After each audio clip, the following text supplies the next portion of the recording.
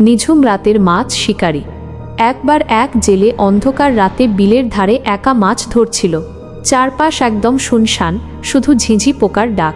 হঠাৎ সে দেখল দূরে একটা লোক একা বসে বড় একটা বড়শি দিয়ে মাছ ধরছে। কৌতূহল বশত সে লোকটার কাছে গিয়ে জিজ্ঞেস করল, ভাই, মাছ পাচ্ছেন? লোকটা কোনো কথা বলল না, শুধু মুখটা নিচু করে বসে রইল।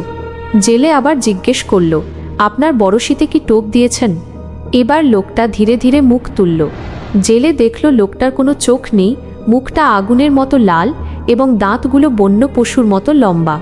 লোকটা খসখসে গলায় বলল, মাছ নয়, আমি আজ মানুষ ধরতে এসেছি।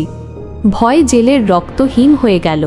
সে দেখল লোকটার পা দুটো পেছনের দিকে ঘোরানো।